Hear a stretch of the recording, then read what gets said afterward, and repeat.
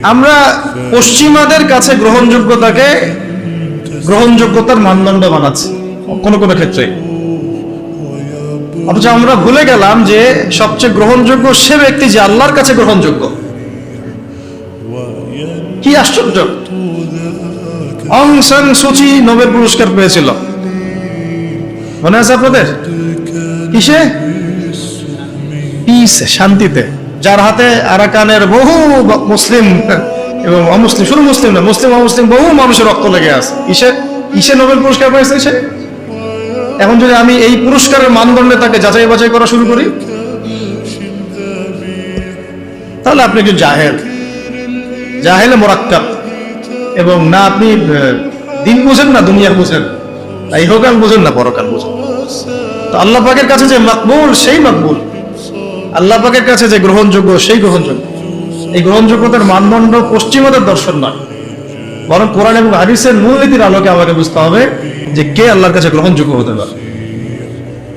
আফসোস এই বিষয়গুলোকে কেন্দ্র করে করতেই হয় যে আমরা এই বিষয়গুলো ভুলেই গেছি। এখন আমাদের চোখ দুনিয়া ছাড়া কিছুই বোঝে না। ভাবখানা এমন যে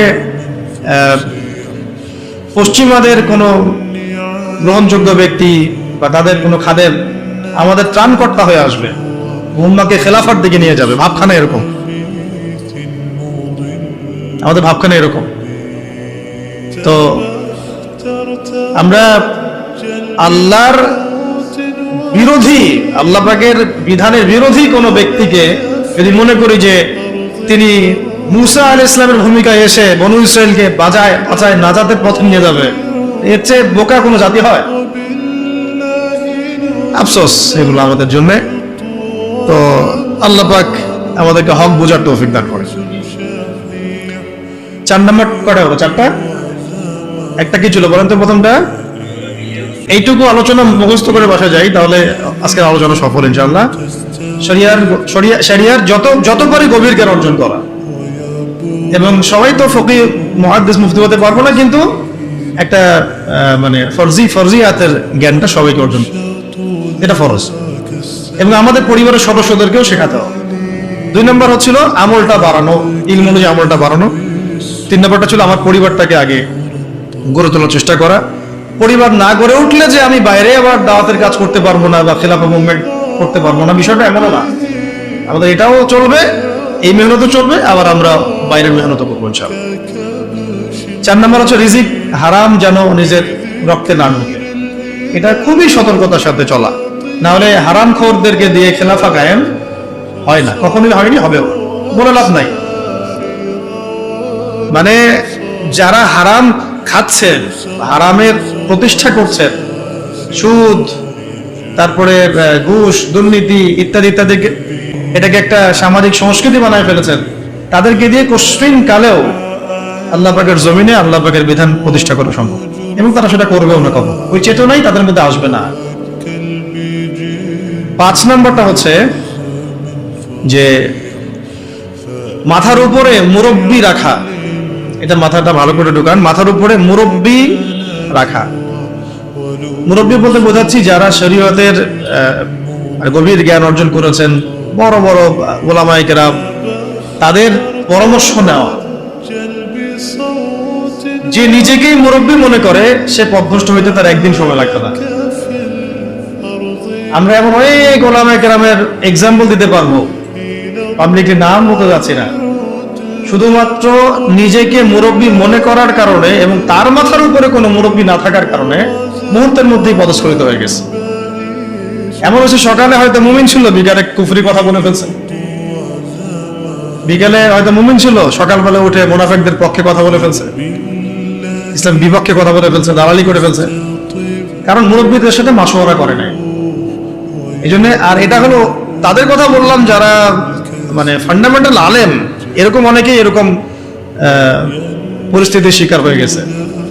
আর আমরা যারা আলেম না, জেনারেল শিক্ষিত মানুষ বা শরিয়াত অত বুঝি না, তারা যদি মুরব্বি মেনে না চলে, আমাদের কি অবস্থা হইতে পারে? তো এখন এখানে আমি চলমান প্রেক্ষাপটে একটা খালি আফসোসের কথা বলি, শোনেন। অনেক কিছুই হলো, অনেক কিছুই হচ্ছে, আবার অনেক কিছু হবে, তাই না?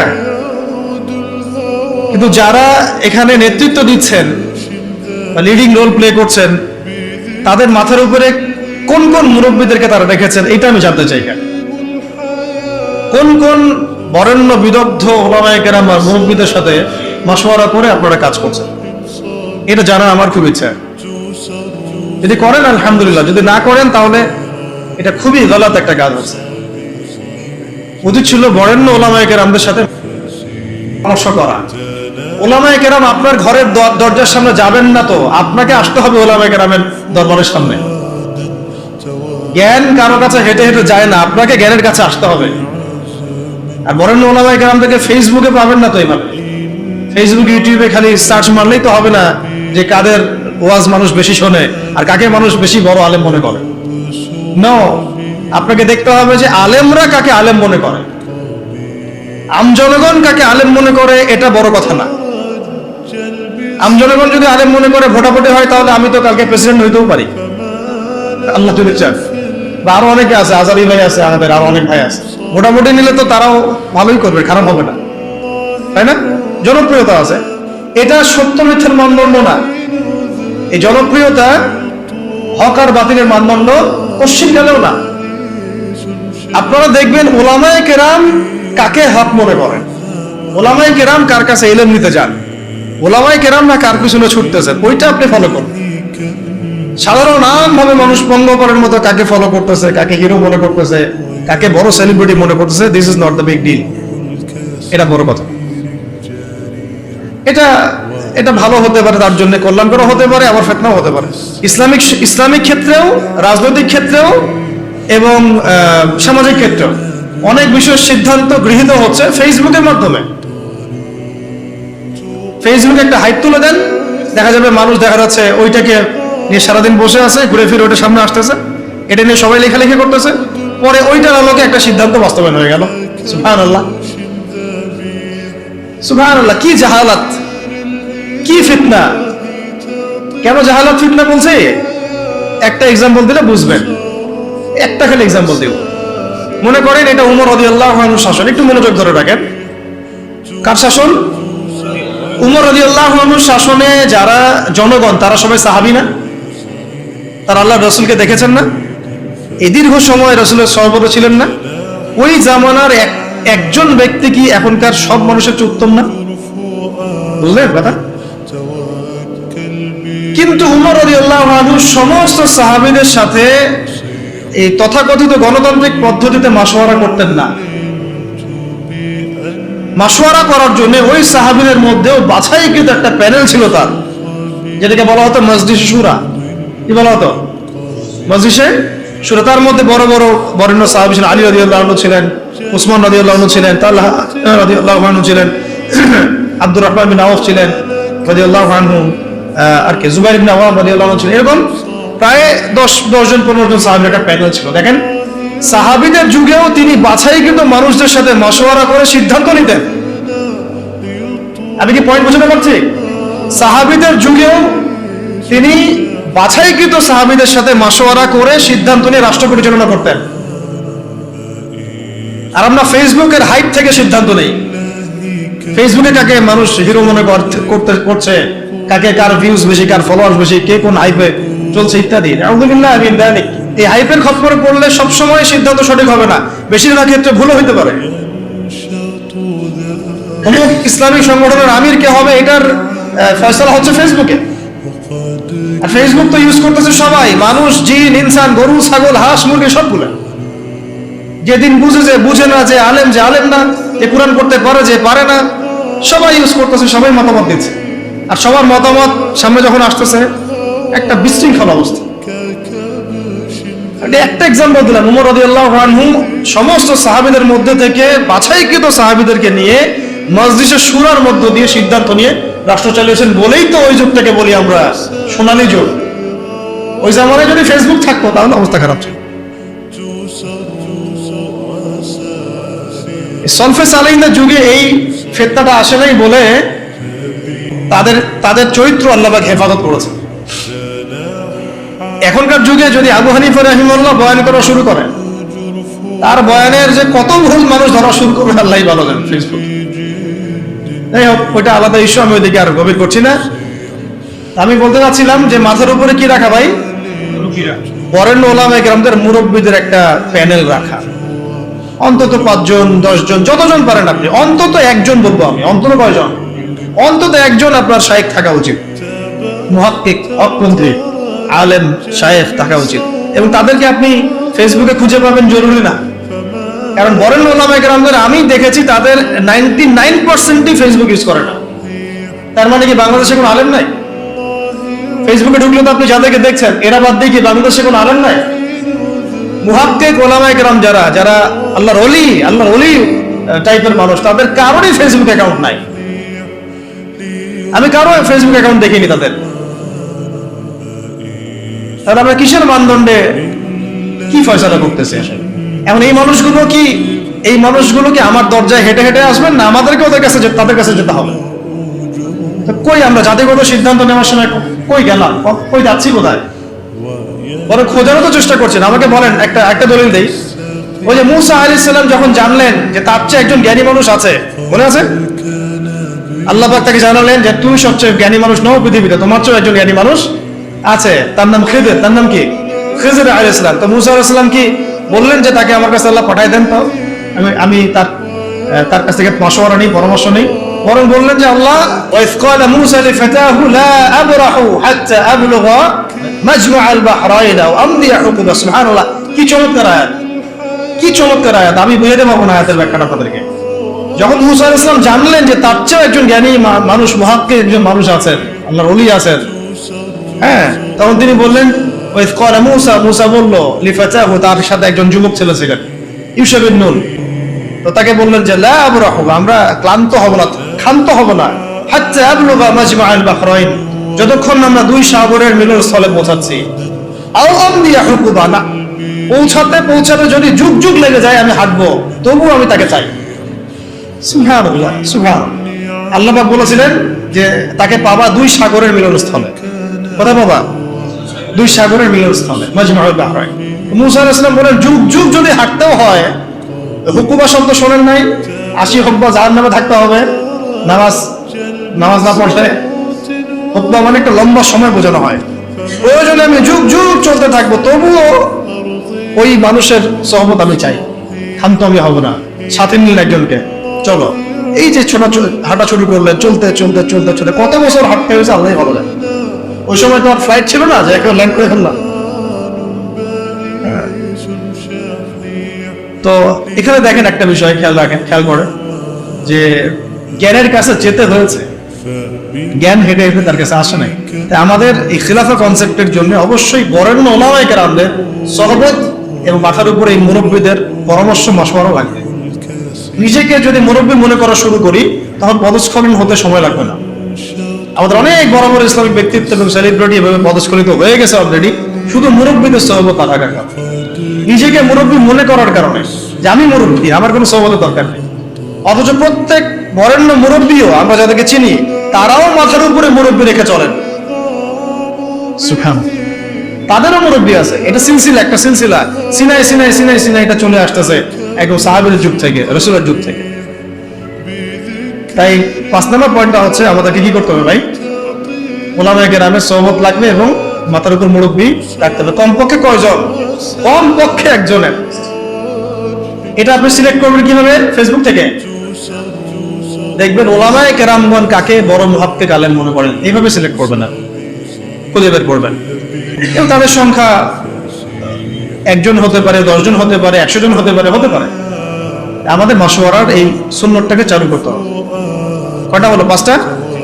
আচ্ছা, 6 নম্বরটা হচ্ছে যে আমাদের সবাইকে সিরাতুন নবী সাল্লাল্লাহু আলাইহি ওয়াসাল্লাম পড়তে হবে।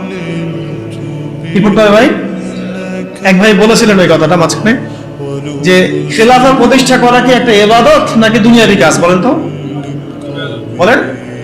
আর ইবাদত যদি হয় তাহলে এর তরিকা কার কাছ থেকে নিতে হবে? রাসূলুল্লাহ সাল্লাল্লাহু আলাইহি ওয়াসাল্লামের সুন্নাত থেকে, সিরাত থেকে। তাহলে আমরা যদি সিরাতের চর্চা না করি, সিরাত না পড়ি, না বুঝি, তাহলে আমরা এই খেলাফা প্রতিষ্ঠার পথে গেলেও ভুল করে ফেলতে পারি। নবীর তরিকা বাদ দিয়ে অন্য তরিকাকে আমল কবুল হবে? মনে হয় আপনাদের সাফল্য আসবে না। আচ্ছা, এটা মাথায় রাখেন। 7 নম্বর হচ্ছে, এটাও বলেছেন এক ভাই, যে আমাদের সবাইকে ঐক্যবদ্ধভাবে সিদ্ধান্ত নিয়ে একজনকে আমির নিযুক্ত করতে হবে। কি করতে হবে? আমির তো নিজে বলবে না যে ভাই আমি আসো তোমরা আমার দলে, সে বলবে।